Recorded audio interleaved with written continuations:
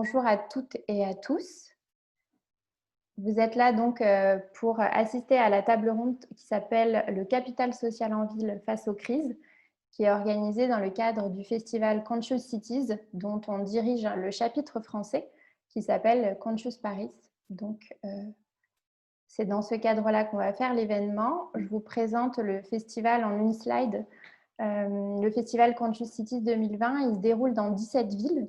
Tout au long de la semaine, en fait, toutes les villes que vous voyez à l'écran ont tenu des événements à distance. Donc 17 villes, 12 pays et 5 continents. C'est un mouvement qui grossit. On a ouvert, nous, le chapitre français cette année. Et donc, voilà, c'est une inauguration de ce chapitre Conscious Paris qui a vocation à grandir et d'autres chapitres qui ont vocation à se créer un peu partout.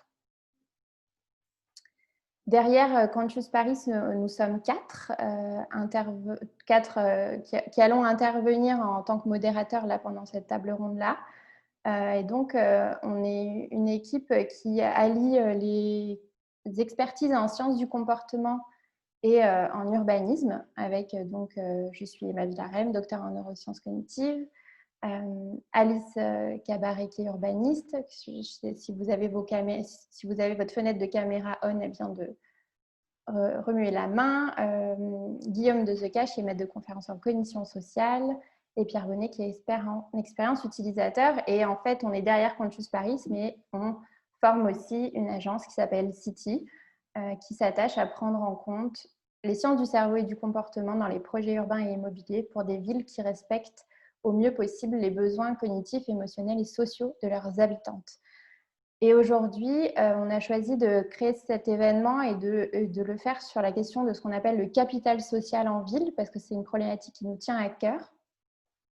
Pour donner quelques slides de contexte avant de vous présenter nos 5 intervenants et intervenantes, on s'intéresse à cette question parce qu'on sait que la littérature scientifique nous montre que bien que les villes abritent les interactions humaines, qu'elles soient des territoires d'opportunité, elles présentent des risques pour le bien-être et la santé mentale de leurs habitants, avec une étude parue l'année dernière qui montre que le risque relatif de développer une pathologie telle que la schizophrénie augmente lorsque l'on vit ou qu'on a grandi dans une capitale comparé à une banlieue, une ville de province, un village de province ou une zone rurale. Et en fonction de l'âge d'arrivée dans la ville, plus on arrive tôt dans la ville, plus on y a grandi longtemps et plus ce risque est accru. Et si on veut objectiver un peu ces chiffres, on observe que finalement, il y a plus 21% de risque de développer des troubles anxieux, plus 39% de développer des troubles de l'humeur et puis 50% de développer des pathologies telles que la schizophrénie en ville comparée à en périphérie ou à des zones rurales. Parmi les facteurs de risque qui conduisent à ce type d'aggravation, disons, la question de l'environnement social, elle est prégnante. En fait, on se rend compte qu'en ville, de façon paradoxale, on subit un stress social, on subit une isolation sociale. Et toute la question, c'est aujourd'hui de comment on dote les habitants et les habitantes des villes et d'ailleurs, hein, évidemment, en ce qu'on appelle le capital social. Comment on permet à ces individus de créer du lien social en ville, et c'est ce dont on va parler pendant toute la conférence.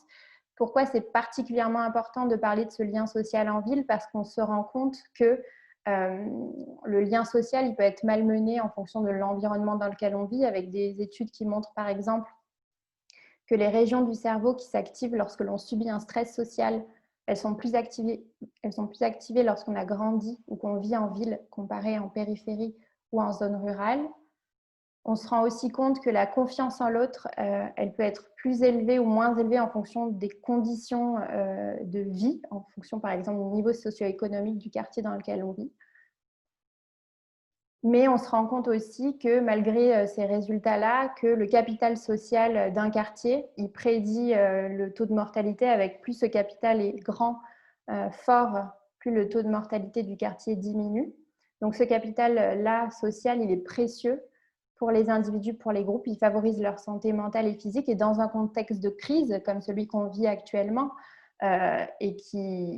et la crise sanitaire, mais la crise environnementale et les crises socio-économiques qui sont présentes, mais qui seront aussi futures et qui vont probablement faire que se succéder dans le contexte du changement climatique également, on sait que ce capital social, c'est une ressource qui permet de faire face et de se relever en contexte de crise. Je laisserai les intervenants en parler tout à l'heure, mais on a des données notamment sur la vague de chaleur qui a frappé Chicago en 1995 qui montrent que les quartiers qui ont le mieux résisté en termes de bilan de décès, les quartiers qui ont le mieux résisté étaient ceux qui étaient le plus pourvus en infrastructures sociales qui s'étaient transformées en lieux de solidarité. Donc, la question pourrait être comment on va stimuler ce lien social en ville qui est peut-être de lui-même un peu fragilisé. Comment on lui dédie le temps et l'espace dont il a besoin pour s'épanouir. Et pour ça, on a invité 5 intervenants et intervenantes à partager leur vision, leur regard, leur expertise sur cette question-là. Je ne sais pas si certains d'entre vous qui assistent aujourd'hui à la table ronde ont écouté la série de podcasts qu'on a diffusée tout au long de la semaine sur ce sujet-là. On a eu la chance de passer plus d'1 heure avec chacun et chacune de nos intervenants et intervenantes et on en a fait donc une série de podcasts de plus ou moins 20 minutes qui permet de plonger un peu dans le regard de chacun. Aujourd'hui, l'enjeu, c'était de les faire se croiser lors de la table ronde. Je vais tout de suite leur donner la parole et je vais proposer peut-être à ce qu'il et elle se présentent là dans l'ordre que j'ai affiché à l'écran, qui est un ordre aléatoire. Donc, je vais arrêter mon partage d'écran et je vais proposer à Noémie de se présenter. Bonjour, donc je m'appelle Noémie Fontpérine et je suis responsable de la mission résilience à la ville de Paris. Notre but est de coordonner, mettre en œuvre une stratégie pour préparer la ville à faire face aux crises et aux grands défis sociaux, climatiques, sanitaires, environnementaux du XXIe siècle. Merci Noémie. Rabia, je te laisse te présenter. Merci Emma. Rabia Henkel, donc fondatrice de Courtoisie Urbaine. On est une petite équipe qui accompagne tout ce qui est projet immobilier ascendant. Donc en fait fabriqué et construit jusqu'à la livraison avec ceux qui vont y vivre, habiter ou travailler. Voilà, pour faire court. C'est parfait, merci. Aude, je te laisse te présenter. Merci. Bonjour, je m'appelle Aude Masboulji.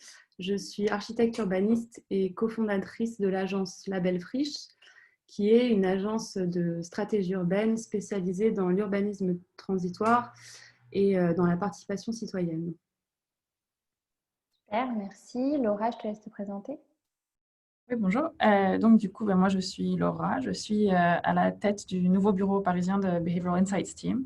C'est vrai que nous, on travaille de façon plus large sur l'application des sciences comportementales à la politique publique, en mobilisant à la fois des connaissances donc, de sciences comportementales, un peu tout ce dont vous parlez, Emma, mais aussi d'évaluation des politiques publiques. Et je crois que c'est un peu pour ça qu'on m'a invité aujourd'hui, plus sur le côté justement comment est-ce qu'on peut quantifier et qualifier les effets du capital social, mais aussi des effets des interventions qu'on met en place.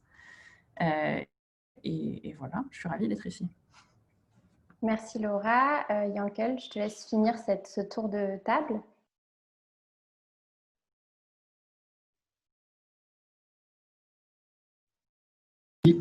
Oui, bonjour, Yankel Fijelkov, je suis sociologue et urbaniste.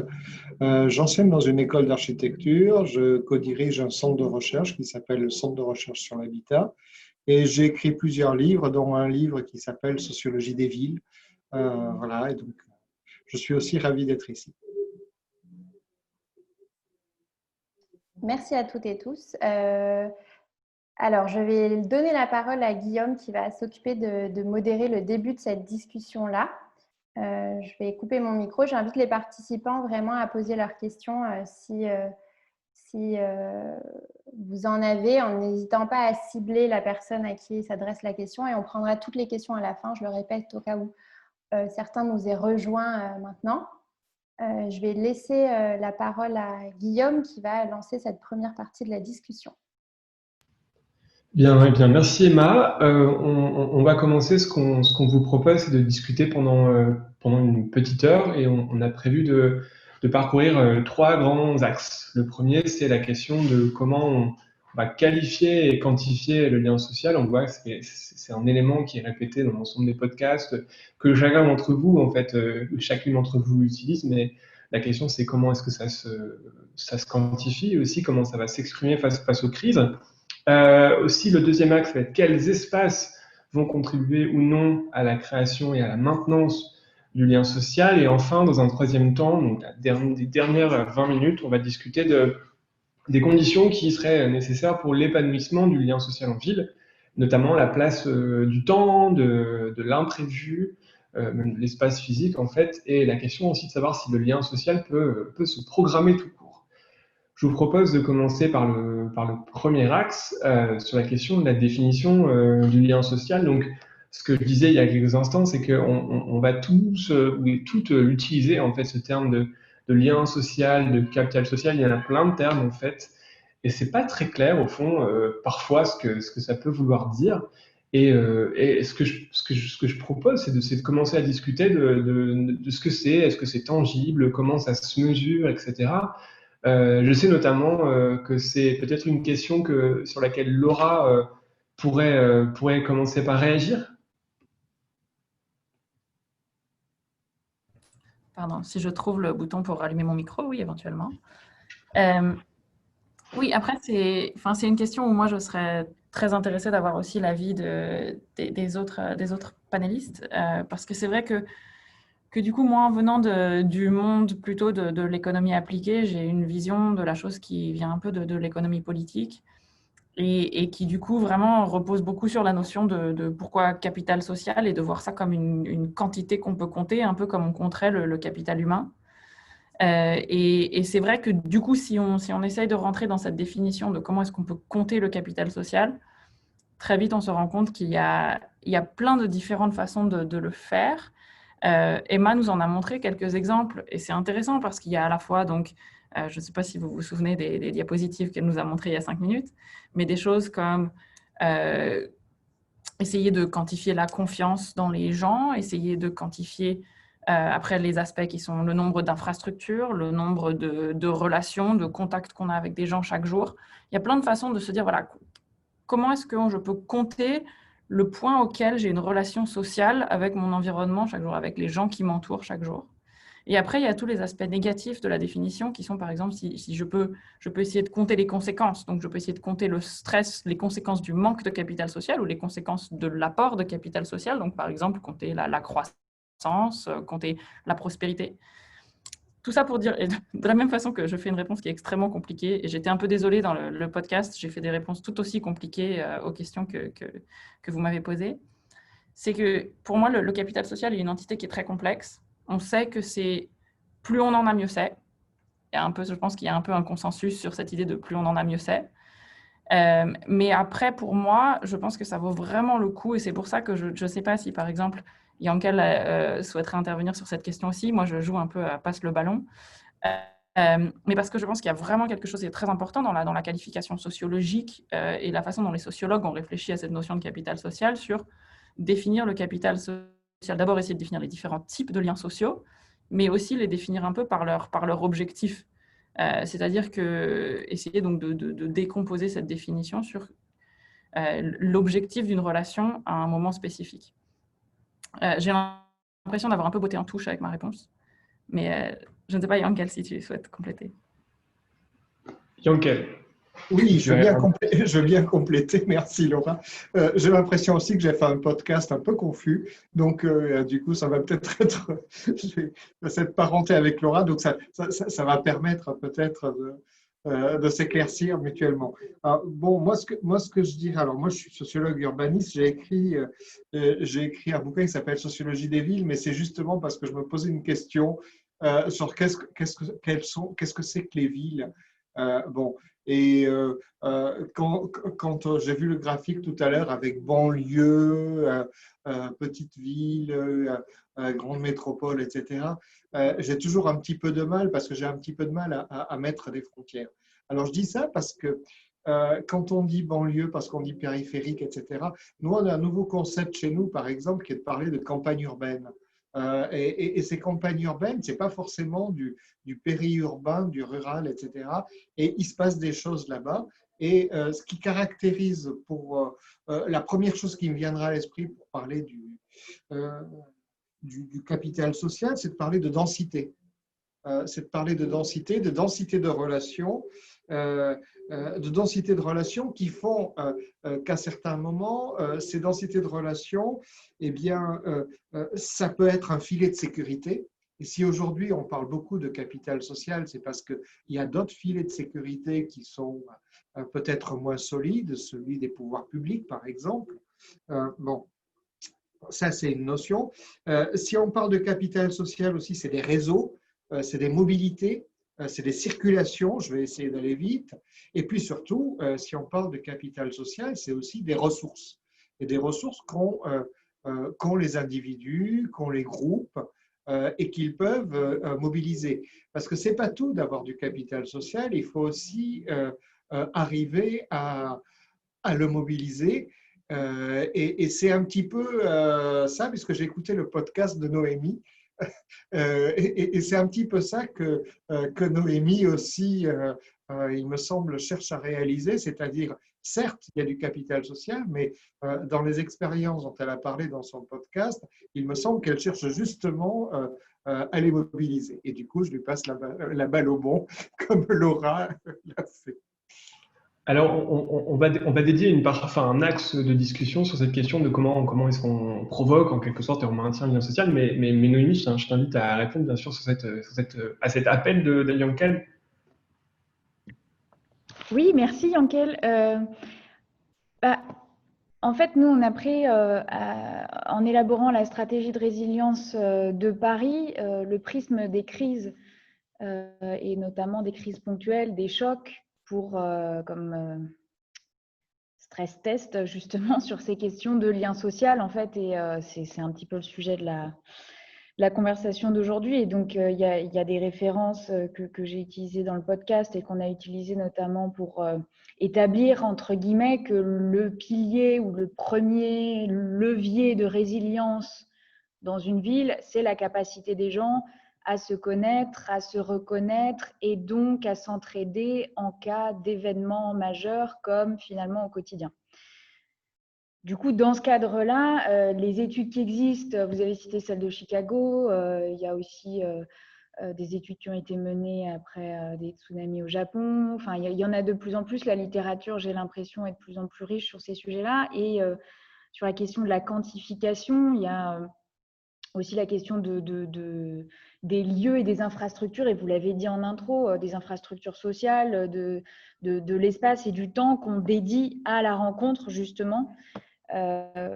Donc, le tissu associatif, la participation des citoyens, l'accès aux services publics, enfin voilà, il y a tout un tas de… C'est en fait un agrégat d'indicateurs qui sont qualitatifs et quantitatifs qui font qu'on peut à un moment donné arriver à mesurer le lien social, mais je ne sais pas si on va en faire le catalogue ici, je ne pense pas que ce soit l'objectif. Peut-être qu'en filigrane, on va en citer par-ci, par-là, mais en tout cas, dans le cadre de la stratégie de résilience et du travail qu'on mène, c'est le levier sur lequel, on va dire, tout le monde s'est mis d'accord en premier, quoi. Pour être résilient individuellement et collectivement, c'est ce lien social qui fait la différence, quelle que soit la nature des crises auxquelles on est confronté. Et donc justement, ce que tu dis là, Noémie, c'est qu'il y a cette question de la crise, du choc, etc., et la notion générale de résilience. Une façon dont on peut comprendre en fait le lien social, c'est de voir qu'en fait il s'inscrit presque, il émerge en fait des situations de crise. On est en train de vivre une crise majeure en fait. Je pense que c'est pas la peine de le répéter. On en a assez entendu en fait, mais je propose de discuter un peu là-dessus quand même. C'est qu'est-ce qu'en gros cette crise que l'on vit maintenant a peut-être révélé de la nature du lien social et de peut-être ses conditions d'apparition en fait.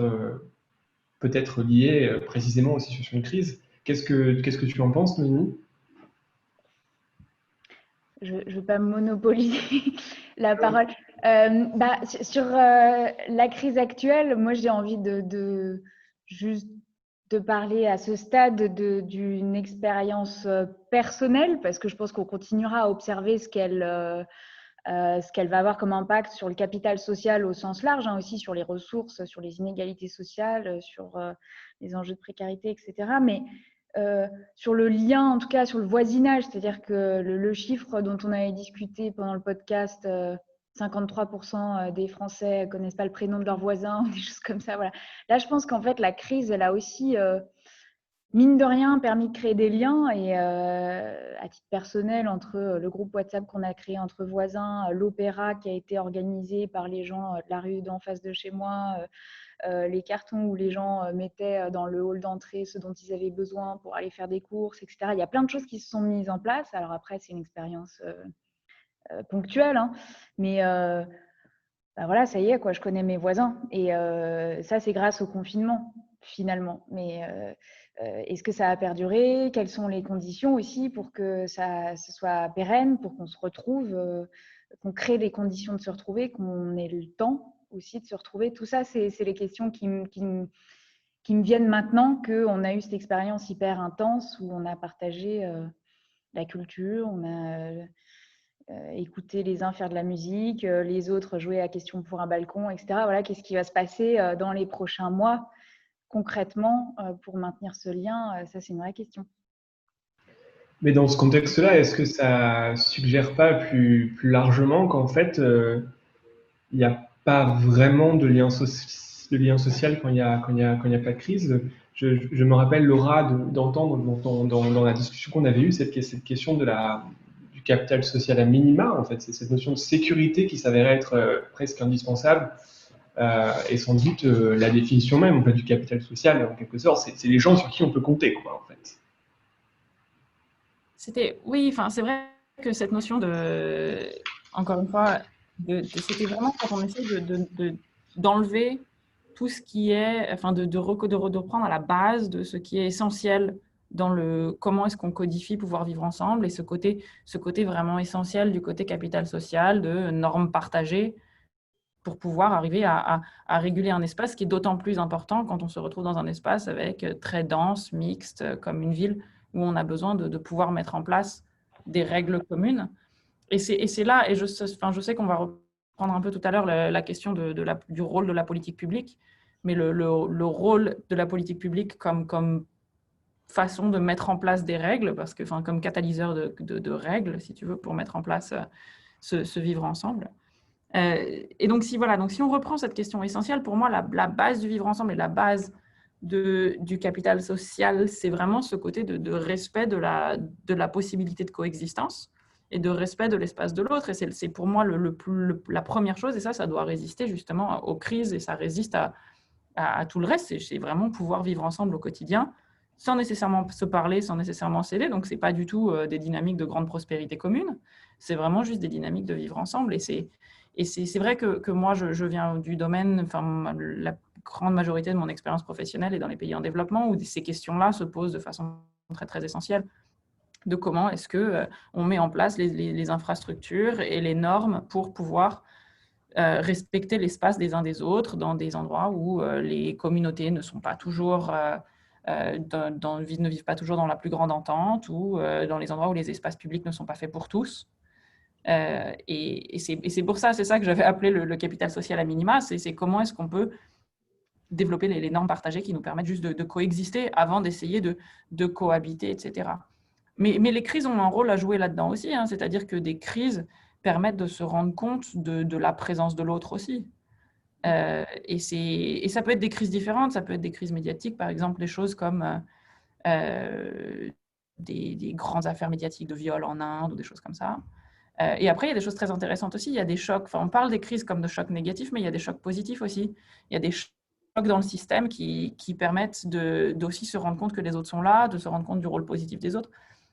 Moi, j'ai une passion personnelle en ce moment sur, par exemple, quand vous imaginez l'arrivée de services comme Uber ou des services de voitures partagés comme ça, dans des villes comme, c'est vrai que moi j'ai beaucoup travaillé au Bangladesh. On imagine l'arrivée de services comme ça, pas pour parler de l'éthique de Uber et de l'endroit où ils payent leurs impôts, c'est pas le sujet, mais vous vous retrouvez tout de suite avec une expérience sociale où vous avez des groupes sociaux qui ne jamais se sont rencontrés. Et par exemple, moi j'ai des amis qui sont des femmes d'un certain milieu, élevées, riches, donc du Bangladesh, mais qui se retrouvent face à des jeunes conducteurs qu'elles n'auraient jamais rencontrés dans un espace clos pendant 1 heure parfois, parce que quand c'est dans les embouteillages. Et là, il y a ce moment de choc dans le système économique, de nouvelle expérience sociale qui fait qu'il faut développer des nouvelles façons de coexister. Et c'est cette base du vivre ensemble que moi je trouve aussi très, très intéressante, enfin tout aussi intéressante qu'après développer des systèmes d'assurance informelle et d'entraide. Mais vraiment, c'est ça que j'ai appelé le capital social à minima, dans une notion qui, franchement, je ne suis pas sûre qu'il faille garder ce terme pour toute la vie. Mais elle est très bien, je trouve que c'est une très bonne notion. Je propose de passer la parole à Aude et puis ensuite Yankel. Aude, tu voulais intervenir sur cette question? Merci. Je voulais réagir par rapport à ce qui a été dit sur le fait de la crise sanitaire et le confinement a eu un effet de loupe sur parfois les manques en termes de liens sociaux qu'on pouvait avoir, notamment par exemple à Paris. Et je voulais comparer ça à une autre forme de crise qui est la crise qu'on a connue au Liban dernièrement, qui est plutôt une catastrophe industrielle, mais qui est aussi une crise qui est liée à la crise économique, la crise écologique, la crise sociale aussi qui perdure là-bas, qui, elle, en fait, sans action, aucune action de l'État, a mis en lumière des dispositifs d'entraide au niveau des associations, des ONG, etc., qui ont vraiment œuvré pour la reconstruction de la ville avec des supports médicaux, des supports alimentaires. Mais ça, c'est vraiment parce que comme l'État n'a jamais rien fait, il y a toujours eu le lien social, parce que sans le lien, en fait, personne ne peut vivre. En fait. Donc, ça paraît un peu improbable là-bas de ne pas connaître son voisin. Et ça fait se poser des questions aussi sur les attentes que nous, on a, le rôle de l'État et la défiance qu'il peut y avoir aussi par rapport à la question du lien social. Merci beaucoup. Aude, Yankel, tu voulais réagir sur cette question? Oui, je voulais réagir sur ce que disait Laura, puis Aude aussi. Plusieurs choses. D'abord, de dire que ce qui nous intéresse pour vivre en ville, moi j'ai un cours comme ça qui commence par « Pourquoi le vivons-nous en ville ?» Bon, alors une réponse qui serait pourquoi pas, mais non, on va essayer de creuser la question. La question, c'est qu'effectivement, il y a une unité de cohabitation et nous tirons profit finalement de la proximité que nous avons les uns avec les autres. Donc ça, c'est extrêmement important. Et cette proximité, elle peut être positive parce que nous bénéficions ensemble d'une économie d'échelle sur les infrastructures.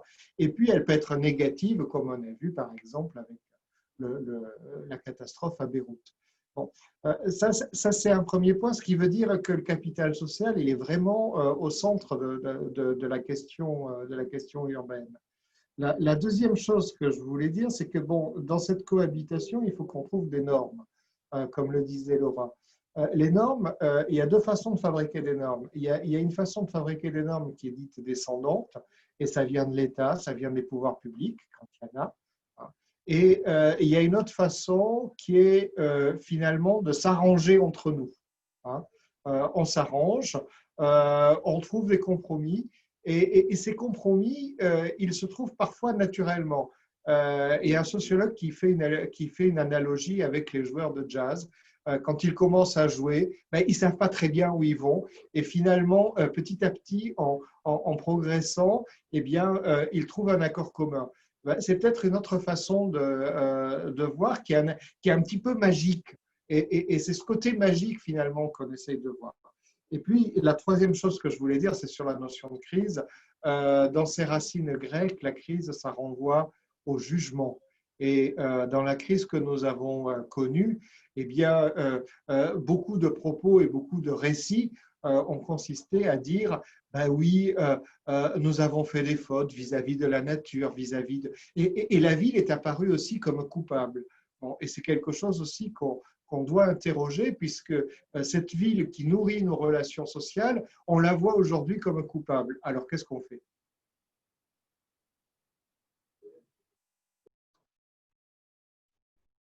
Pardon, excusez-moi. Merci beaucoup, Yankel, pour cette intervention. Rabia ? Merci. D'abord, c'est chouette de prendre le temps de parler du capital social parce que On voit bien que c'est lié énormément à nos expériences, donc on est complètement dedans. Déjà, la bonne nouvelle, le capital social, je pense, on parle forcément de groupe et le mot lien est vite apparu. Donc, pour moi, c'est important de le distinguer du niveau de vie et du PIB et des choses comme ça. Donc, ça concerne vraiment des groupes sociaux. J'aime bien, il y a eu beaucoup de choses sur sa quantification et moi, j'ai envie de le qualifier, mais à travers ce que rapportent mes habitants et mes utilisateurs et les citoyens qu'on croise et qui nous enrichissent énormément dans le cadre de nos projets immobiliers. Ce que je constate, c'est qu'il se qualifie énormément par sa capacité à baisser la charge mentale liée à la vie en ville, à la vie à la campagne. Et donc, il y a vraiment un côté, le capital social, il me permet de m'apaiser, de penser à moins de choses et d'être en confiance, et ce, d'une façon durable, parce que les crises, c'est chouette. Là, Noémie a raconté, elle a dit, qu'adviendra-t-il de ce qui s'est passé comme synergie dynamique à l'échelle de l'immeuble. Pour moi, le capital social, il peut vraiment être capital parce qu'il est durable et qu'il ne fait pas juste… Donc, on a goûté et on a envie, en fait, de le cultiver et d'en faire vraiment quelque chose dans notre quotidien. Donc, pour moi, il se quantifie, il se qualifie à travers sa durabilité, sa quotidiennité. Il est un peu différent de la convivialité, c'est-à-dire il est différent aussi, il est intra-groupes sociaux, parce qu'il y a toujours le capital social d'une communauté scolaire, les parents d'élèves, il y a toujours dans une communauté culturelle et tout ça. Pour moi, le capital social, il commence vraiment à être un vrai capital quand il fait lier plusieurs groupes sociaux d'âge, de culture, de fréquence. Parce qu'il il touche voilà, à chaque moment de la journée et il y a un côté, en fait, je suis concernée par l'autre, peut-être pas tout le temps, ça peut être temporaire, mais c'est sa fréquence qui fait qu'il s'installe et il permet du coup de passer les crises, mais pas que. Voilà, c'est tout ce que je voulais dire. Enfin, c'est ce que je constate à travers c'est vraiment cette façon quotidienne. Parfois, on ne parle pas de choses très compliquées, en fait. Pour parler capital social, on parle vraiment de famille, de logement, de hall, de propreté, de fête, d'être concerné, de connaître le nom de quelqu'un. Et c'est en ce sens où il est primordial.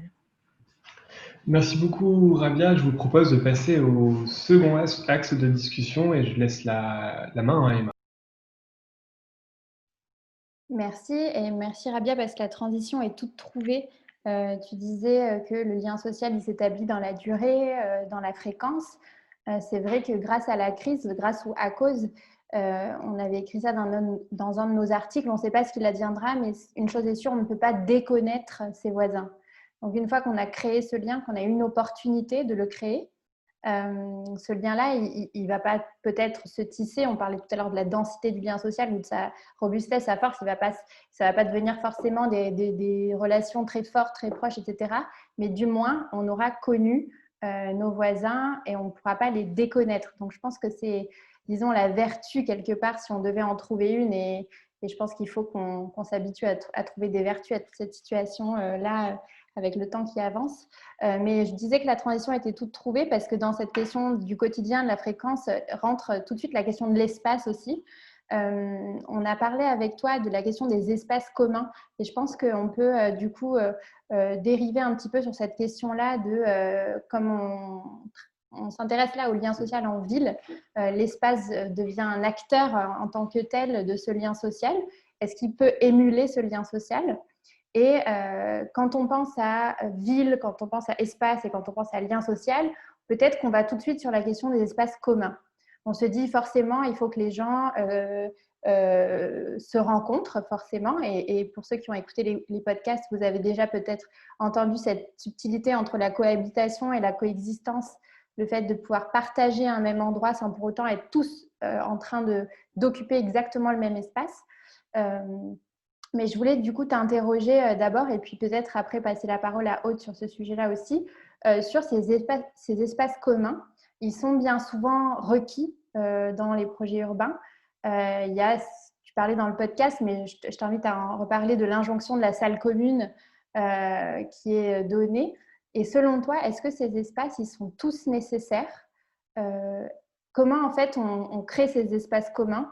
Est-ce que vraiment on peut partir d'une feuille de route du projet urbain ou est-ce que ça c'est, disons, se tirer une balle dans le pied? Oui, alors en fait, moi j'étais assez claire et je peux l'être à nouveau. L'injonction de la salle commune de 49,5 mètres carrés pour qu'elle ne devienne pas ERP, qu'il faut absolument qu'elle soit dans chaque immeuble et tout ça, c'est vraiment une fausse route. Elle va plus être source de problèmes qu'une solution. Tout d'abord, je crois que, enfin, moi, je souscris pleinement, c'est mon quotidien, pour souffler sur la braise capital social, pour mettre du lien, il faut des espaces, ça c'est certain. C'est-à-dire que le lien et le capital social ne peut pas reposer entièrement sur des lieux privés dans lesquels on a besoin d'être dans l'intime et qui vont beaucoup en fait freiner le développement du lien social et donc cultiver le capital social. Donc, le cadre est posé, il faut des communs avec un grand C. Les communs, ils ont ceci de magique, c'est-à-dire c'est pas une question c'est pas une question de décoration, ni une question de surface, ni une question aussi parfois même de situation urbaine, d'être au carrefour de tout. On voit des espaces hyper éloignés, décrocheurs de tout, qui vivent super bien. Donc en fait, encore une fois, c'est pas pour jouer aux experts et je suis ni archi ni sociologue, mais ce que je constate, c'est qu'il y a pour que le commun existe en tant que tel, il faut qu'il soit fabriqué avec ceux qui vont le faire vivre. C'est une injonction, c'est celle-ci, et ce n'est pas une injonction, c'est une méthode de travail. C'est-à-dire, il ne peut pas être commandé, on ne peut pas dire aux gens, c'est ici que vous allez vivre en fait et faire l'expérience de votre lien social. Nous, c'est vraiment notre dada et on y croit énormément. Donc ça, c'est la base. Après, je trouve que le commun, ça repose énormément aussi sur la culture commune, les bagages, sur la météo, sur tout ça. Donc en fait, dans les pays du Nord, ils n'ont pas cette forme-là. En Méditerranée, ils vont avoir une autre forme et tout ça. Donc en fait, ça repose énormément du coup sur d'autres paramètres cognitifs pour le coup aussi. Et je pense que nous, en France, pour revenir à l'Hexagone, on ne l'interroge pas assez parce que je suis sûre qu'on pourrait faire émerger des choses qui sont différentes de ce qui se fait à Berlin, de ce qui se fait au cœur de Tunis ou je ne sais pas où. C'est vraiment, il y a moyen aujourd'hui de travailler sur nos formes urbaines et qu'on ouvre en fait un grand travail sur les communs dans un immeuble à la campagne en France, dans une métropole ailleurs parce qu'on n'y passe pas assez de temps. Et pour avoir été promoteur, je suis un peu frustrée de ça parce qu'il y a beaucoup de sous-espaces dans la forme résidentielle qu'est l'immeuble qui peut accueillir le lien social, qui peut accueillir le commun au sens partagé, se croiser, se décharger de son quotidien, veiller sur son voisin. Et nous, on milite énormément pour des choses sobres où on interroge énormément pourquoi pas le palier, pourquoi pas le sas d'entrer dans son logement. On voit bien nos habitants, ils ne sont pas toujours dans cette forme de partager à 60, à 70 ans. Donc, ils ont envie. Je pense qu'aujourd'hui, avec des citoyens, des habitants, on peut interroger la petite échelle du partage, le petit voisinage pour aller après plus facilement au grand voisinage. Et quand on veut aller sur des grandes, l'agora, donc parce que c'est ça qu'on a en tête. Moi, je vois il y a un grand décalage entre les concepteurs parfois et on a tout de suite en tête l'agora, mais l'agora, il lui faut beaucoup de chemin pour arriver là. Et du coup, il faut cheminer ensemble et peut-être interroger les petites échelles pour mettre en confiance, pour enfin avoir un grand espace mis en commun à l'échelle d'un quartier, etc. Voilà, je ne sais pas si j'ai répondu à tes questions, Emma, mais c'est notre expérience. Oui, je pense que c'est sur le fait que, en tout cas, je pense qu'on est là tous ici parce qu'on est tous convaincus du fait qu'il faut fabriquer des espaces avec ceux qui vont les occuper et parfois même partir d'eux, comme disait Yankel à un moment dans son podcast, il faut partir des gens et pas du produit. Mais je propose de passer la parole à Aude sur cette question-là. Aude, tu nous disais qu'il y a cette co-conception qui est nécessaire et qu'il y a un temps d'animation aussi des espaces publics qui est nécessaire pour que les gens s'en emparent, avec des difficultés que tu pointais peut-être à ce que ces espaces-là, ils prennent complètement en France ou peut-être peut-être certaines réticences par rapport à d'autres pays dont tu avais l'expérience. Je te laisse rebondir. c'est pas seulement juste en France, c'est aussi dans quelle partie de la France, parce que pour vous dire à ce que disait Rabia juste avant, pendant la crise sanitaire, j'avais lu un article sur les coopératives d'habitants qui étaient un facilitateur de solidarité, de convivialité, etc. Et du fait qu'il y en avait très peu, voire pas du tout à Paris, en Île-de-France, à cause de la pression foncière, etc.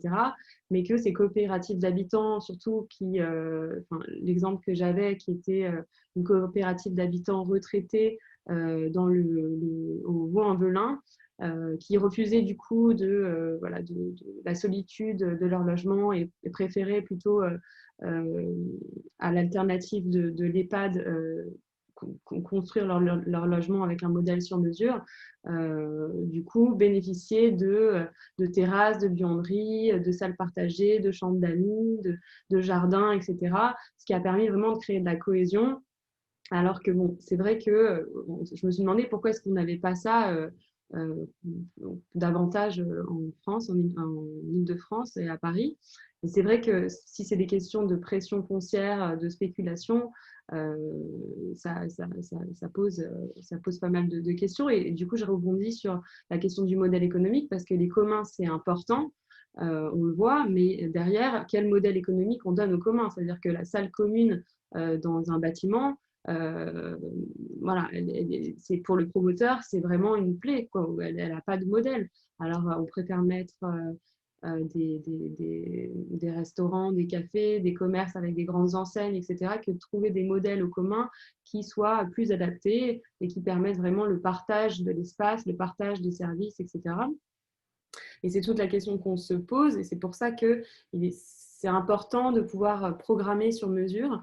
Et ça, c'est vraiment c'est de la couture à faire entre l'opérateur immobilier, le foncier, l'usager, la commune, etc. Mais il y a beaucoup d'outils qui sont à disposition pour pouvoir donner un modèle économique assez commun, justement. Et après, par rapport à ce que tu disais, Emma, c'est vrai que quand on parle de commun, bon, nous, on travaille beaucoup sur des espaces publics plutôt.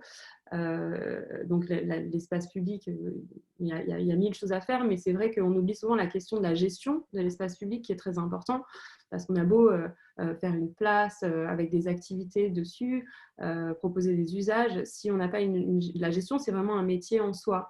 On a par exemple des concierges, on a des régies, on a des maisons de quartier, des animateurs, des médiateurs, mais voilà, pour assurer que le lien social prenne dans les communs, dans l'espace public, il y a cette question de la gestion qui est assez importante et qui, je pense, gagnerait à être davantage prise en compte par les professionnels de l'immobilier, de la ville, à l'intérieur des projets d'aménagement.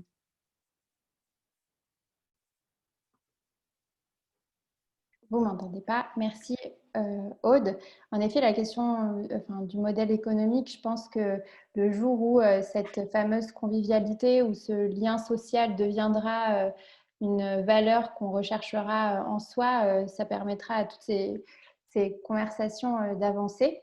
Je vais donner la parole à Yankel qui lève la main sur ce sujet-là.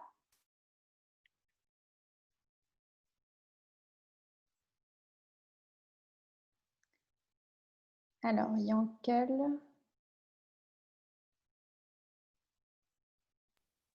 Excusez-moi, je n'ai pas eu le réflexe du micro. Oui, je lisais un petit commentaire qui disait que nous étions très généreux, que nous voulions développer le vivre ensemble, l'espace commun, etc. Qu'est-ce qu'il en était? Bon, moi, je pense que cette personne, elle a pas tort. C'est-à-dire que avant de parler effectivement d'espace commun, il faudrait s'intéresser au fait que finalement, certaines personnes ont le choix de pouvoir résider plus ou moins où elles veulent et d'autres pas. D'autres sont dirigées vers des espaces de manière contrainte.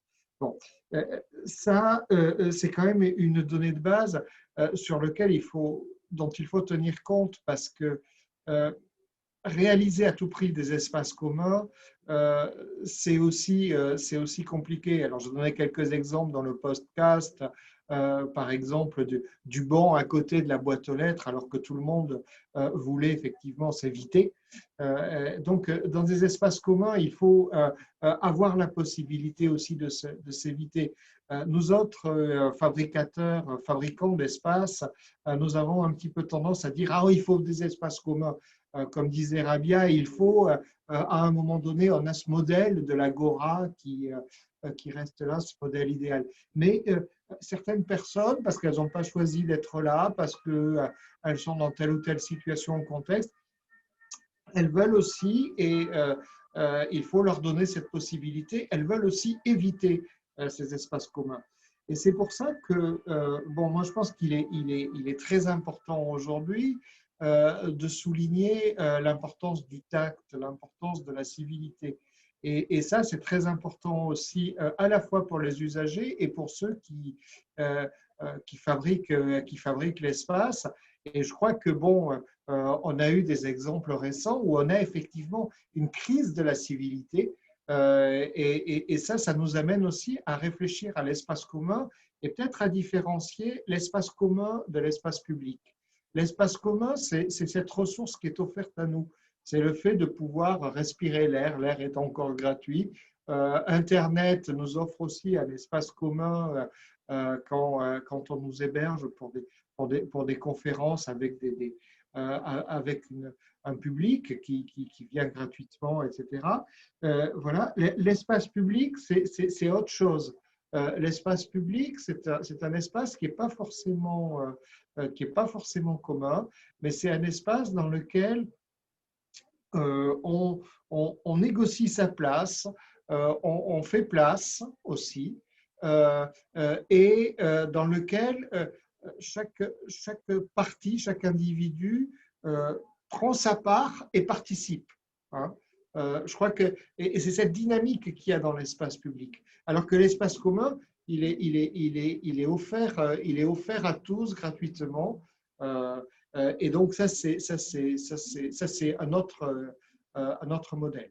Après, mais je ne veux pas monopoliser la parole. Dans les projets immobiliers, cet espace commun, il est négocié. Par exemple, on va dire ah ben on va vous faire des plus petites cuisines, mais on va supprimer par exemple la buanderie et puis on va faire une buanderie commune.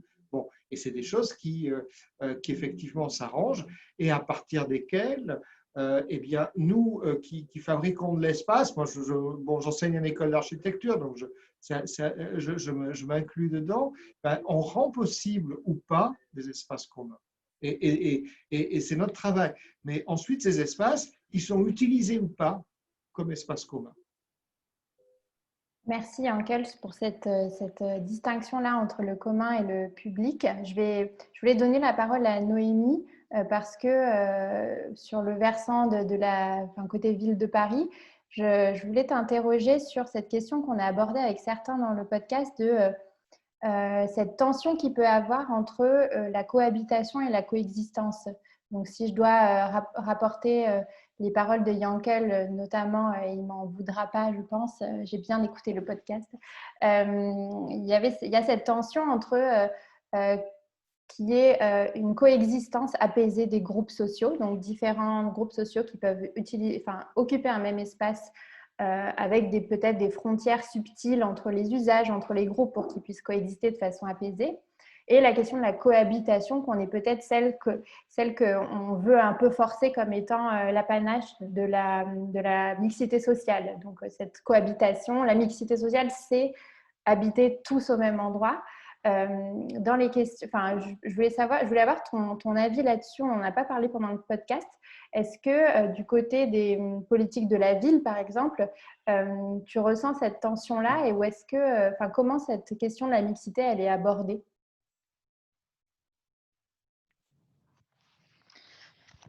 Elle est abordée de plein de manières différentes, en tout cas par le biais de beaucoup de politiques publiques différentes. C'est la question du logement, de l'accès au logement, qui est quand même du coup la base. Il y a le travail qui est mené autour de la politique de la ville. Là, dans le cadre de cette mandature, l'une des grilles de lecture importantes des politiques publiques en règle générale, mais donc du capital social en ville, de la mixité, des lieux de rencontre, du lien qui peut être créé en proximité, ça va être cette notion de la ville du quart d'heure et du lien que les gens peuvent tisser au cœur du quartier ou en ayant accès à des espaces communs, justement. Donc, il y a cette dimension sectorielle, on va dire, par des politiques publiques classiques, telles que celle du logement, par exemple. Il y en a d'autres.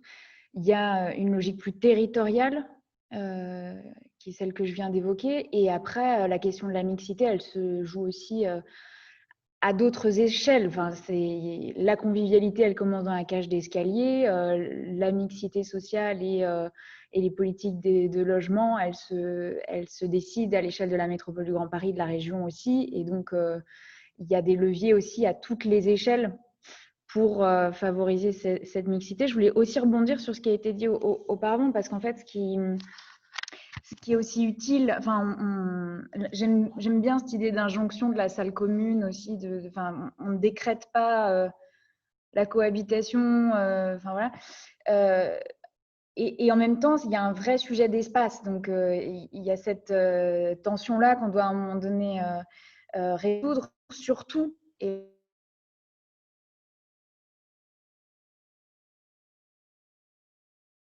au monde, je pense que c'est très différent aussi selon si on se trouve dans la campagne urbaine à Paris ou ailleurs. Mais dans une ville dense comme ça, la question à la fois de l'espace public au sens strict, où on l'entend, des places, ce qui se passe de façade à façade, sur les trottoirs, sur la voirie, sur la chaussée, et ensuite des espaces communs qu'on va regarder, et c'est là ce qu'il faut parvenir à explorer. Vous avez mentionné les halls d'immeubles, etc. Mais en fait, on peut aller rechercher tout un tas d'espaces extérieurs ou intérieurs. Mais si on pense à l'extérieur, tous les équipements publics, les cours des équipements publics, des écoles, des EHPAD, les stades, leur usage en dehors des temps classiques, on va dire, sportifs ou éducatifs quand on parle des écoles, la question des espaces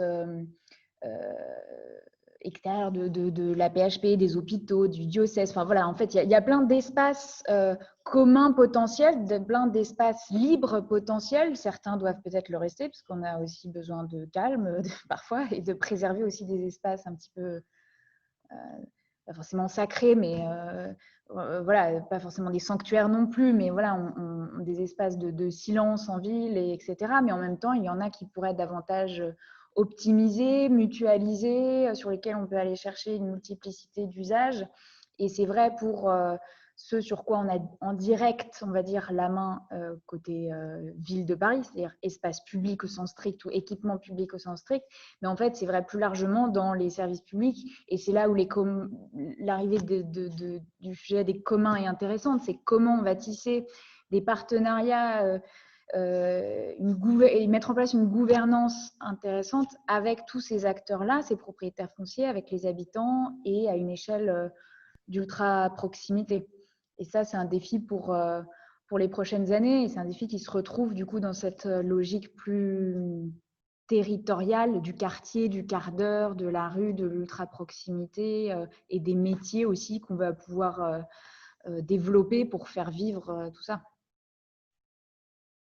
Merci. Donc, je pense que dans cette question de la mutualisation, et pour ceux qui sont intéressés par un projet qui est très intéressant, dont Noémie a parlé dans le podcast Projet des cours Oasis, je vous invite à écouter le podcast, un programme qui vise à mutualiser les usages des écoles et d'en faire des oasis pour notamment offrir des refuges dans le cadre du changement climatique. Donc, merci Noémie, je faisais juste une petite aparté là-dessus. On va peut-être passer à un autre sujet. J'avance un petit peu parce que le temps passe.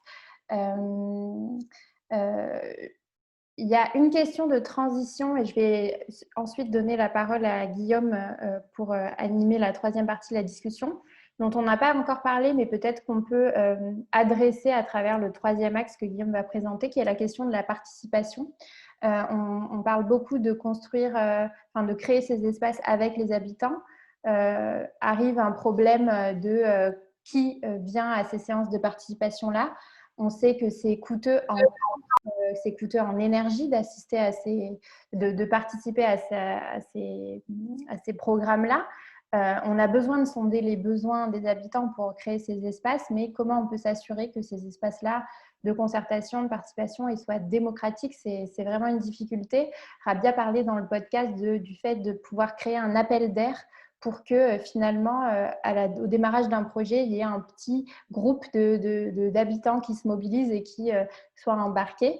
Donc, je ne vais pas poser la question en tant que telle parce que le temps passe et que je vais donner la parole à Guillaume, mais peut-être dans vos réponses, évoquer comment on essaye de faire en sorte que pour que le lien social s'épanouisse, qui est l'enjeu du 3e axe, on arrive à sonder les besoins d'une diversité de gens pour faire des projets avec cette diversité-là et pas pour un habitant peut-être lambda qui ne les représenterait pas. Je laisse la parole à Guillaume.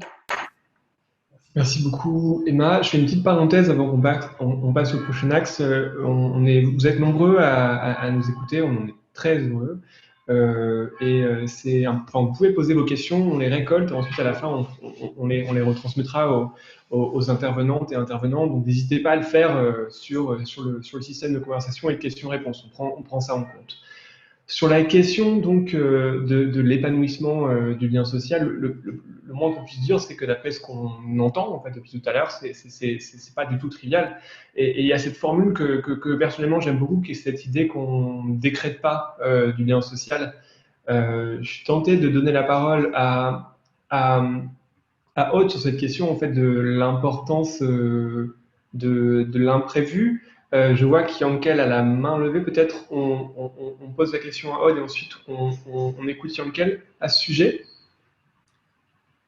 Oui, alors sur l'imprévu, je vais peut-être d'abord répondre à la question de transition d'Emma qui est très intéressante sur la participation citoyenne. Comment est-ce qu'on fait pour s'assurer que ces espaces soient pleinement appropriés, qu'ils se fassent en collaboration avec les habitants, etc.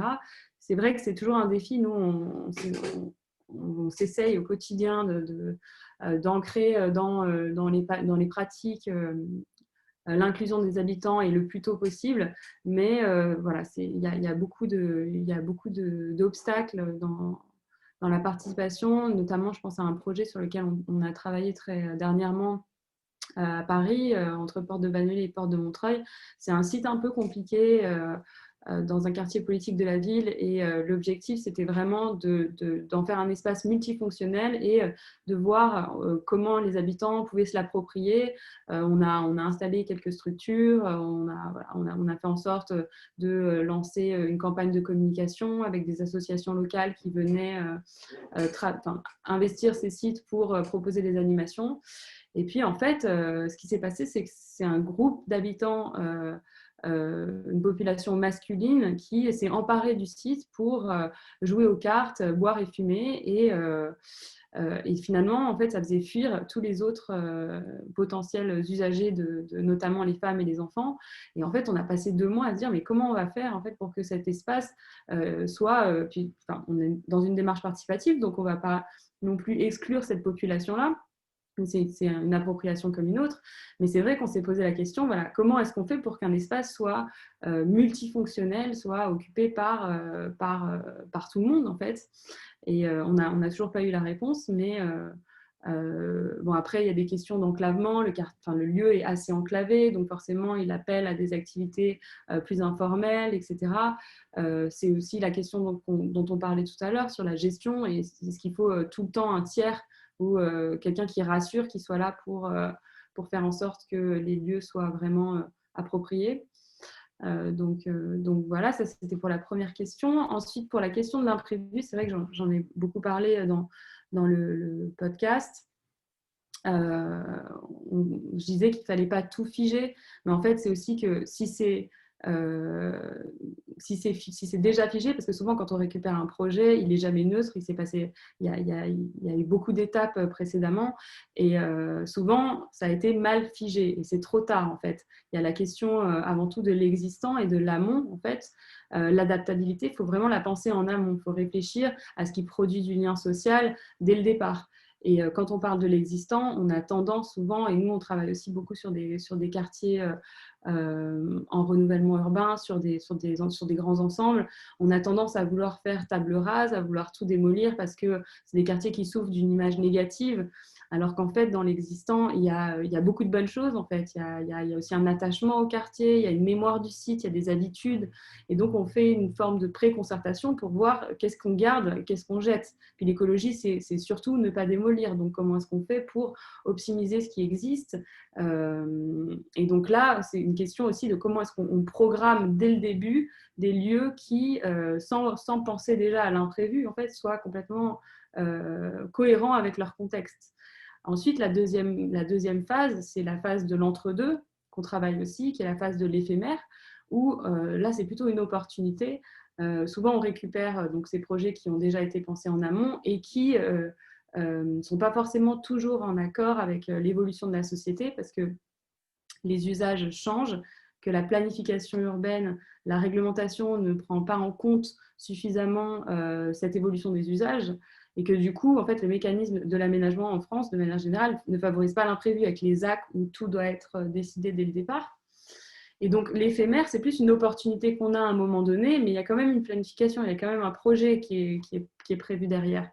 Mais c'est des moments dans la fabrication de la ville qui permettent vraiment de révéler des choses extraordinaires qu'on n'aurait pas pu imaginer dans un processus de planification, de programmation urbaine sur études de marché, et qui du coup gagnent à être vraiment légitimés dans cet exercice-là.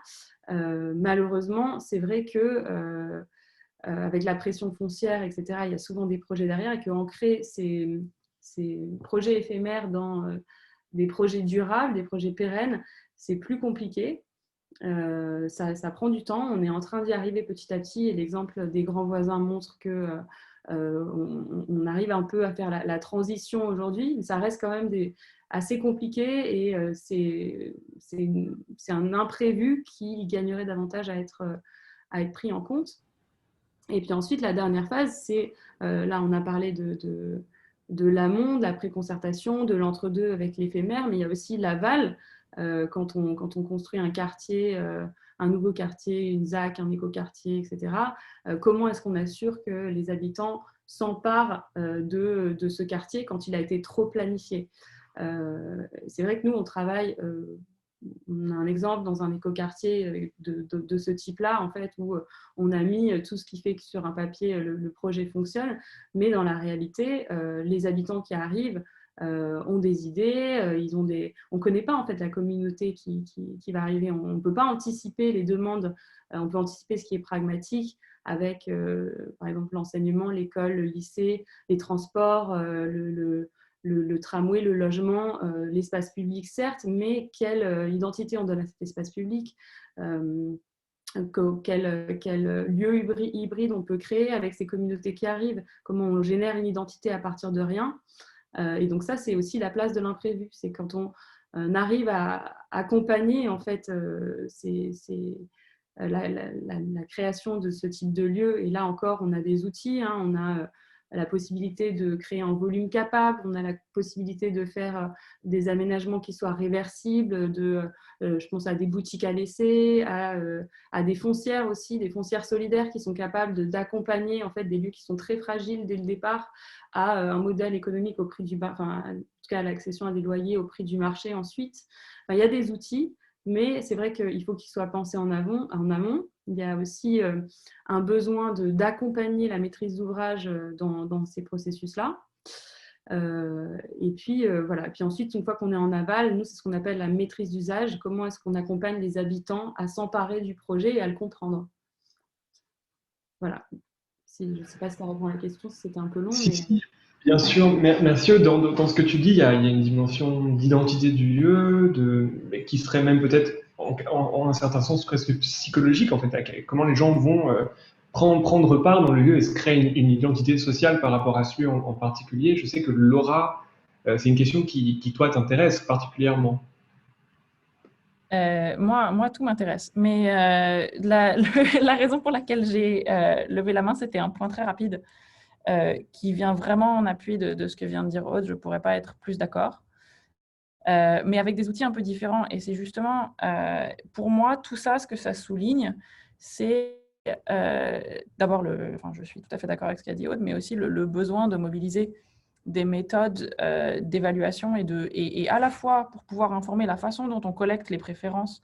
C'est-à-dire que maintenant, on a des outils pour essayer qui ne sont pas parfaits, mais qui sont en amélioration permanente sur comment mobiliser les gens, mais aussi comment utiliser des méthodes de révélation des préférences, ça s'appelle vraiment comme ça, parce qu'on sait que quand je demande à quelqu'un à quoi vous voudriez que cette salle serve, peut-être qu'ils ne vont pas être, d'abord, soit ils ne vont pas venir, mais ensuite, quand ils vont répondre à la question, ils ne vont pas toujours, donc on ne va pas avoir les bonnes représentations, et ils ne vont aussi pas toujours savoir nous dire exactement, parce qu'on sait qu'on n'a pas toujours une bonne conscience de nos préférences, ou alors on exprime des choses qui en réalité ne sont pas la façon dont on va se comporter. Et donc ça, on a des outils de façon de faire révéler les préférences qui sont extrêmement intéressants à essayer de mobiliser dans la façon dont on pense la participation citoyenne. Et on peut vraiment aujourd'hui faire mieux que des invitations à s'opposer à un chantier mis dans les boîtes aux lettres.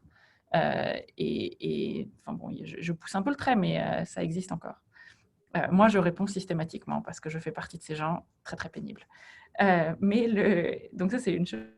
Et la deuxième chose, c'est sur le côté, donc ça c'est le côté ex-ante, et sur le côté justement dans la façon dont on mène un projet, il y a plein de choses qu'on sait faire aussi sur comment justement collecter l'usage, collecter des mesures et construire. Et donc de la même façon que je pense qu'il faut prévoir l'imprévu, planifier pour l'imprévu, il faut aussi, du coup, la façon dont un des outils pour planifier pour l'imprévu, c'est de constamment avoir des méthodes de retour qui sont à la fois des retours évidemment par les gens, mais aussi par les systèmes. Et cette évaluation continue, c'est aussi ce qui permet du coup de petit à petit pousser non seulement les pouvoirs publics, mais aussi tous les gens qui sont dans le design de projet, le design de programme, à être dans une démarche vraiment un peu comme des startups, dans une démarche de tests et de pilotes permanents, itératifs, pour être capable d'apprendre de l'évolution des choses en continu. Donc, tout ça pour dire, je suis tout à fait d'accord, et les outils existent, ou en tout cas se développent de plus en plus, et sont très intéressants. Pour permettre l'évaluation, effectivement. Je vois que Yankel a levé la main. Ensuite, on écoutera Rabia à ce sujet. Enfin, Noémie. Yankel? Oui, alors moi, je voulais un petit peu faire la mouche du coche. Je trouve que dans les opérations d'aménagement, nous avons souvent tendance à faire des scripts d'usagers. Je l'ai dit dans mon podcast, c'est-à-dire à faire comme si les habitants étaient d'une seule caractéristique ou avaient une seule caractéristique. Or, nous tous, nous avons plusieurs identités, nous travaillons dans telle ou telle institution, nous sommes père ou mère de famille, fils ou fils, etc., etc. Nous avons des voitures où nous marchons à pied, nous avons telle ou telle religion, telle ou telle opinion politique, etc. Peu importe, toujours est-il que quand on veut faire, par exemple, de la mixité, eh bien, c'est de la mixité de quoi avec quoi. Et là, l'administration, la politique nous réduit à des catégories qui sont extrêmement figées. Et de la même façon, quand on veut faire des opérations d'aménagement, c'est un petit peu la même chose, c'est-à-dire qu'en fait, on prend les gens par une ou deux caractéristiques, alors que leurs besoins peuvent être très, très divers. Et c'est pour ça d'ailleurs que l'expérience d'Aude, tout à l'heure, lorsqu'elle parlait de ces joueurs de cartes, ils étaient absolument inattendus. On ne pouvait pas prévoir dans un projet d'aménagement qu'il y aurait à un moment donné des joueurs de cartes qui allaient se retrouver et qui allaient occuper l'espace. Donc ça, c'est quelque chose d'extrêmement important, parce que quand ensuite on initie des processus de participation, ça nous permet de comprendre pourquoi certaines personnes voudront participer et s'intégreront complètement à un projet collectif parce qu'ils trouvent des liens, des bonds, comme disent les Américains, avec d'autres acteurs, d'autres habitants, et d'autres ne trouvent pas de liens possibles. Les liens possibles, ils peuvent se trouver par des proximités politiques, par des proximités de genre, par des proximités d'expérience, par des proximités d'histoire de vie. Et ça, c'est effectivement des choses que nous, dans l'aménagement, nous ne pouvons pas les prévoir. Et du coup, la participation, c'est vraiment une matière très complexe parce que on ne peut pas envisager d'emblée qu'est-ce qui va faire du collectif. Et c'est quelque chose qui se constate souvent après, ex ante. Et les sciences sociales là-dessus, ben, elles ont encore beaucoup de progrès à faire. Et je pense que c'est par des expériences, comme vous avez dit tout à l'heure, d'espaces capables, d'espaces ouverts, que ça peut nous apporter, nous, sciences sociales, des choses. Ces expériences spatiales peuvent nous apporter des choses et nous permettre de réfléchir. Merci Yankel. Rabia, tu voulais réagir à cette question? Oui, alors en fait, je voulais juste compléter ce qui a été dit par Aude, Laurent et Yankel. Le mot, il a été dit, nous, on le préfère à tous les autres, la mobilisation. Je ne sais pas si c'est Aude ou Laurent qui l'a utilisé. Pour nous, c'est vraiment à chaque fois qu'on veut travailler avec des futurs utilisateurs ou des personnes qui ont une expérience et une expertise habitante, travailler, etc. C'est vraiment la mobilisation qui est la clé et la question était comment mobiliser et comment faire en sorte en fait que les gens participent. Nous, on est très peu friands de tout ce qui est sondage et de demander aux gens qu'est-ce qu'ils veulent parce que c'est des questions qui apportent pas beaucoup de choses. Ça peut être intéressant de programmer un rez-de-chaussée ou quelque chose comme ça pour faire vraiment de la programmation ponctuelle. Mais nous, on évite vraiment les questions parce qu'elles dévisent très vite. Ça fait ceux qui veulent et ceux qui ne veulent pas. Donc, l'objectif là-bas, ça va être de former une communauté de projets. C'est-à-dire pourquoi on est tous là, vers quoi on veut tendre, les notions de lien social, de capital social, des choses vraiment qui parlent un peu à tout le monde. C'est pour nous vraiment la base de montrer, voilà, en fait, ça va être quelque chose de consensuel, de négocier, y compris avec la réglementation, avec l'habitus, avec l'innovation, avec l'économie de projet, etc. Et ce n'est pas toujours le cas, enfin, on peut vraiment le dire. La concertation, très rapidement, c'est vraiment comment on gère les conflits, on gère les pour et les contre. Et c'est au mieux, ça monte un petit peu la désirabilité d'un projet. Et au pire, ça divise vraiment et ça peut vraiment faire perdre beaucoup de temps au projet. Donc, cette communauté de projet, elle ne s'improvise pas. C'est-à-dire, nous, si on avait les moyens, notre petite équipe, c'est de donner de notre temps pour former tout le temps les gens avant qu'on leur demande de réfléchir à quelque chose. Ça, on ne le fait pas assez. C'est-à-dire vraiment qu'on voit par exemple les Suisses et la Suisse romande et tout ça, ils s'expriment tout le temps sur des petites et des grandes choses, ce qui fait que les grandes choses, elles se résolvent plus facilement parce qu'on a cette habitude de discuter de tout.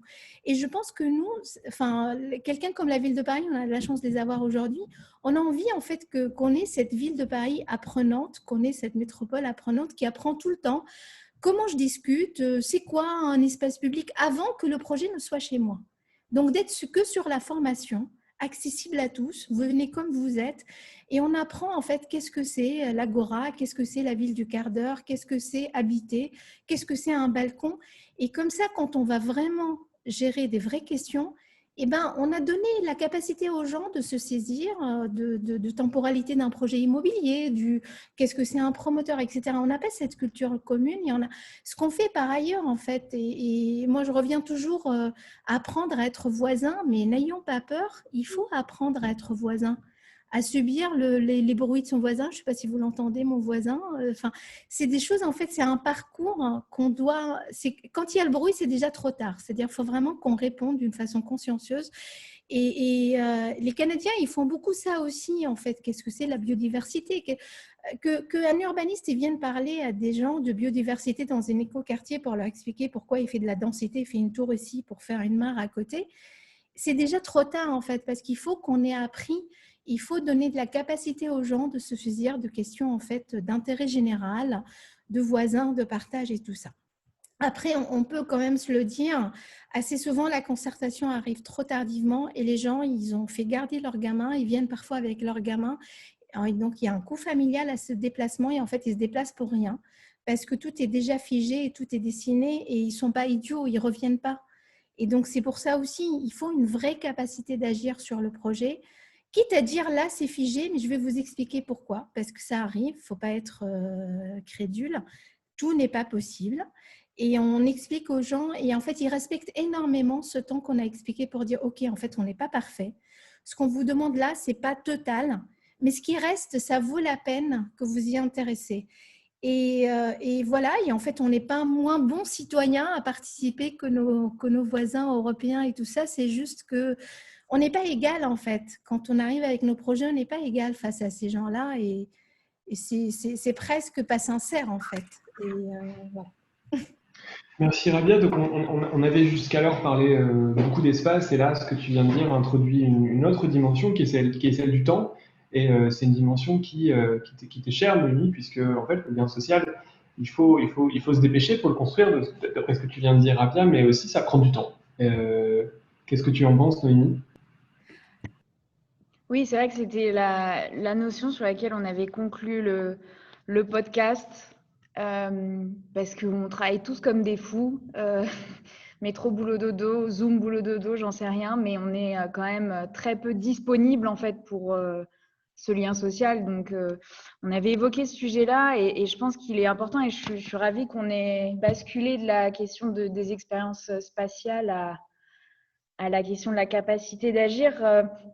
Parce qu'effectivement, et en plus j'ai été interpellée sur le sujet, mais il y a des leviers au niveau des politiques publiques pour renforcer ces capacités d'agir, créer les conditions alors, non seulement du lien social, mais de la capacité à se dire en fait qu'on est, et à tous les âges de la vie, légitime pour donner notre avis sur notre cadre de vie, notre environnement urbain direct, etc.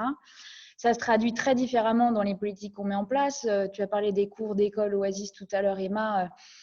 Ça commence par les enfants qui dessinent leur cours d'école en fait et qui en discutent entre eux et qui se posent la question du partage de l'espace, les filles, les garçons, les grands, les petits, le foot, des espaces calmes, des espaces de lecture pour faire la classe à l'extérieur. Voilà. Tout ça qui est réinterrogé, c'est aussi de l'éducation à la citoyenneté, quoi. Petit à petit, on s'habitue à donner un avis sur son environnement urbain direct et puis ensuite, ça se traduit par des citoyens qui seront davantage enclins et habitués, justement, comme le disait Rabia, à donner un avis, à participer, par exemple, dans le cadre du budget participatif de la ville, qui donne quand même un certain nombre d'opportunités pour agir et justement s'exprimer sur son environnement direct. D'ailleurs, le budget participatif en tant que politique publique, elle évolue aussi énormément au gré des mandatures et se fait de plus en plus en lien et en co-construction avec justement les associations, avec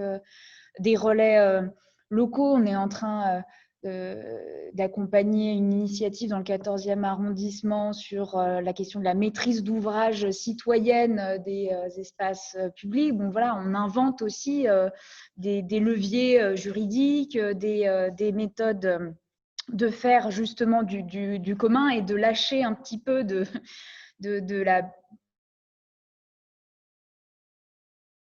des choses aussi très planifiées sur le long cours, vers quelque chose aussi qui remonte un petit peu des volontés d'agir des habitants. Et voilà, on arrive à considérer à un moment donné que la ville, elle est aussi là pour accompagner ces volontés d'agir.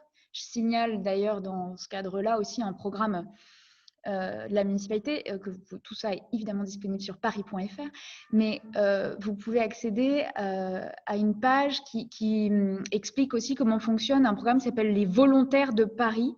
Et l'idée, c'était de former, et c'est encore évidemment de former, informer, donner les outils, les clés aux habitants pour qu'ils puissent en fait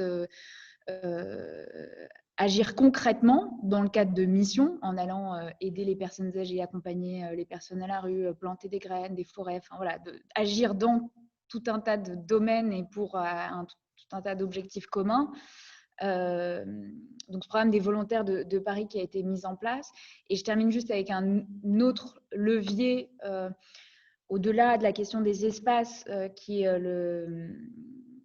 sur la question de l'isolement, parce qu'en fait, le sujet de la crise, on l'a un peu éludé là depuis le début, mais il est en filigrane, mais voilà, il est quand même important. Et en cas de crise, au sens choc, catastrophe, la question qui est assez importante à se poser, c'est celle de l'isolement finalement. C'est celle des personnes qui n'auront pas forcément les ressources, l'accompagnement qu'il faut. On parlait de l'évacuation quand on avait enregistré le podcast, par exemple, en cas de choc majeur, d'une crue ou voilà, d'une crise qui nous invite à évacuer la ville parce qu'il le faut.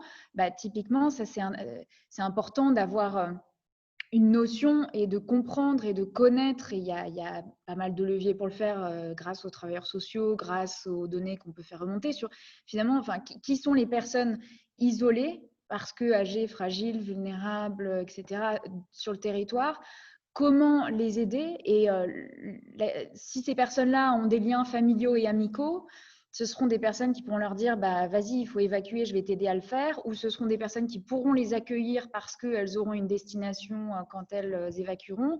Et au moment aussi du post-traumatisme de la crise, ce seront des personnes qui aideront à surmonter aussi psychologiquement cette épreuve. Donc en fait, voilà, les liens sociaux et la lutte contre l'isolement, elle se fait aussi en comprenant et en tissant des liens plus forts avec les habitants isolés. Et c'est l'objectif d'un programme qui s'appelle la Brigade du Vivre Ensemble, entre guillemets, qui était proposé par la Brigade des sapeurs-pompiers de Paris, parce qu'en fait, ils se rendaient compte qu'un quart de leurs interventions, c'était des interventions auprès des personnes isolées. Et c'était surtout des enjeux de détresse sociale, en fait, des personnes qui ne parvenaient pas à descendre des escaliers, faire des choses que des voisins, en fait, auraient pu tout simplement faciliter, ou de la famille, etc. D'où aussi l'enjeu pour faire face aux crises du quotidien comme aux grandes crises, de travailler cette question-là du lien social et de la lutte contre l'isolement social. Merci beaucoup Noémie. Avant de distribuer le mauvais rôle à Emma qui est de clore cette super discussion, je dois simplement dire qu'on a eu des discussions extrêmement riches avec chacun d'entre vous et que malheureusement le format du podcast ça va dire aussi coupé et qu'il y a plein de choses qu'on aurait aimé dévoiler à tout le monde, mais malheureusement ça n'était pas forcément possible. Oui, on s'en excuse bien sûr. Emma, pour la conclusion. On va quand même peut-être prendre, on a pris, il y a des questions qui ont été répondues un peu dans le flot de la conversation, donc on ne va pas prendre ici.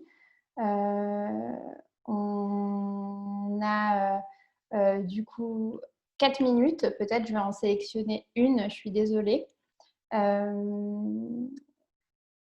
Laquelle je vais prendre je vais prendre la première qui est arrivée de Cécile. Désolée pour les autres questions. Finalement, on s'est laissé prendre par le temps alors qu'on vous a engagé à poser des questions. Mais Cécile Longchamp demandait le capital social étant de plus en plus identifié comme un déterminant de la santé. Sa prise en compte lors de la réalisation des diagnostics territoriaux locaux de santé puis de contrats locaux de santé est-elle selon vous suffisamment prise en compte ? Je vais demander à quelqu'un de lever la main s'il a une réponse à un des intervenants et je donnerai la parole à une personne avant de clôturer. Donc, sur la prise en compte du capital social comme un déterminant de la santé. Si personne ne répond là spontanément, je peux développer juste l'idée que nous, de notre côté, en tout cas, on est maintenant sollicité sur des projets urbains où il y a l'enjeu de créer d'utiliser ce qu'on appelle l'urbanisme favorable à la santé maintenant et de prendre en compte le fonctionnement de l'humain, son comportement, le fonctionnement de son cerveau, sa santé mentale pour que le projet garantisse une vie durable, apaisée, etc. Et en fait, c'est difficile enfin là, toute la discussion montre bien que c'est difficile à la fois de planifier le lien social complètement de façon rigide, qu'il faut lui laisser le temps, etc. Mais quand on intervient sur les projets, cette dimension sociale, elle est prise en compte. Et par exemple, en travaillant sur la question de l'attachement qu'on a abordé de façon, Code a abordé de façon très limitée tout à l'heure, c'est une façon de travailler sur cet enjeu social parce qu'on sait mesurer l'attachement à un lieu et on sait que l'attachement à un lieu, il va prédire l'engagement dans la communauté, il va prédire le tissage de liens locaux. Donc, on peut amener ces sujets-là en rentrant par la santé. Et c'est ce qu'on essaye de faire de plus en plus, les quartiers zéro stress, les quartiers favorables à la santé, etc. On peut faire rentrer cette question du lien social là-dedans parce que, comme on l'a vu tout à l'heure, il est déterminant pour la santé mentale, pour la résistance face aux chocs et aux crises. Et je suis d'accord avec Noémie que ça commence bien souvent par les enfants et par le fait de les éduquer à prendre la parole. Je vais laisser Yankel peut-être en quelques secondes rebondir parce qu'il a levé la main pour qu'on puisse vous libérer à l'heure et qu'on puisse libérer nos intervenants aussi. Yankel, je te laisse prendre la parole très brièvement si tu y parviens. Et Oui. Tout à fait, tout à fait. Non, c'était pour rappeler que la santé, il y a plusieurs définitions de la santé. Il y a une définition large de la santé qui est la santé comme bien-être. Et du coup, dans les questions qu'on peut poser aux individus et aux familles pour savoir s'ils se sentent bien, c'est aussi inviteriez-vous quelqu'un chez vous dans votre quartier?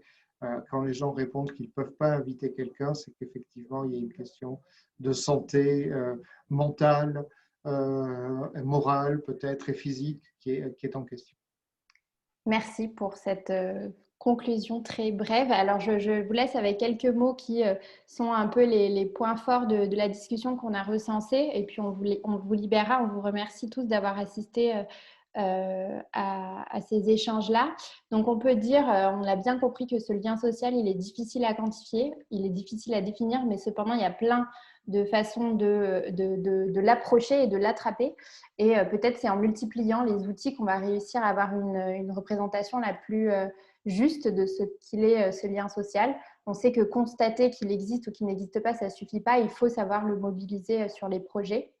La période de crise là qu'on traverse, c'est une période où ce lien social il se révèle aussi. Et ça révèle l'importance de ce lien social pour les questions de résilience. Donc, la crise, c'est qu'un prétexte, comme l'a dit Noémie plusieurs fois dans son podcast, mais la crise, c'est un prétexte.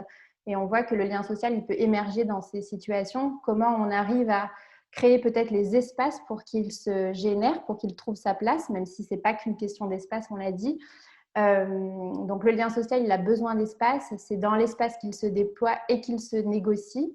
Mais il faut faire attention à cette injonction de la salle commune qu'on a abordée tout à l'heure. On ne décrète pas la cohabitation, la coexistence. Il faut apprendre à être voisin, comme disait Rabia.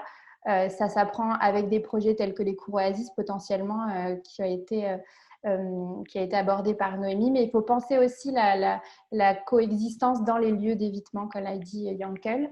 Et enfin, ce lien social, il a besoin de temps et se construit petit à petit, à petite échelle, avec des actions concrètes, comme les musiciens de jazz dont parlait Yankel, qui trouvent peu à peu leur accord, avec un enjeu clé dans les projets d'aménagement, c'est d'anticiper les besoins de la communauté future, ce qui n'est pas toujours facile, mais l'éphémère est dans ces cas-là une opportunité, comme l'a dit Aude, pour laisser la place à l'inattendu et à l'appropriation par les futurs usagers.